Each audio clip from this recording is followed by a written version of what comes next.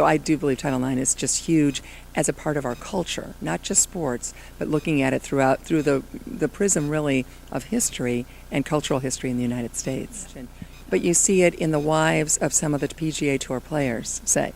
I mean, even Tiger Woods, whatever people think about him, and boy, do people have thoughts about him, including me. Right now, who's he hanging out with? Lindsey Vonn, one of the greatest skiers and, of course, Olympic gold medalist. These men, these Title IX men, if you will, guys who are in their, say they're, well, certainly younger than 40, but in 30s and 20s, they feel very comfortable being around female athletes in a way that when I was in high school, the boys were friends of ours, but they sure never wanted to date the girl athletes. So that has changed in one generation. And I do believe that it has sets the tone for that young man, if his mom is an athlete, that he is going to feel so much different, not only about female executives, female doctor, physical therapist, the orthopedic surgeon who might work on him, members of the media, and then also when he has children, that he'll want his daughter to play sports. So it's a snowball effect. It just builds and builds. And I think it's one of the most undercovered stories in our country in terms of how much we focus on sports media. We haven't focused on this, and you nailed it.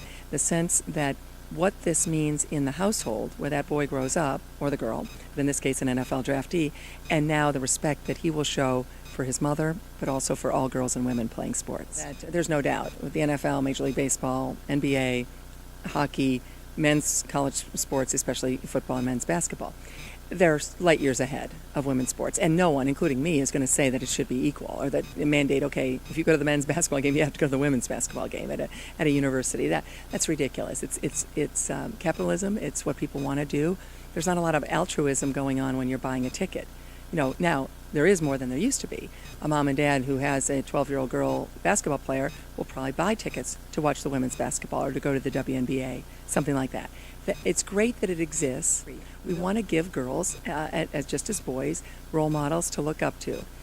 President Obama has said this. He's got 2 tall daughters. He is thrilled when the Yukon women come to the WNBA team comes to the White House, and he has a chance to welcome them, and his girls can see these tall, beautiful, fantastic, smart, athletic women.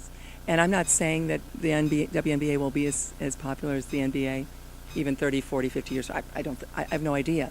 But I know to assume that it's going to be anywhere near as popular as the NBA now is ridiculous, because it just got started compared with what the NBA's been doing. And those who really know the NBA know that it almost folded. That actually the NBA before Bird and Magic, their NBA final was on tape delay. It was not live.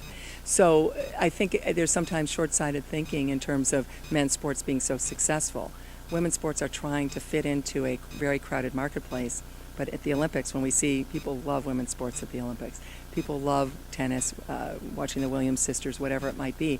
So there are places where when women shine, the nation, the world loves it. Sports fans love it.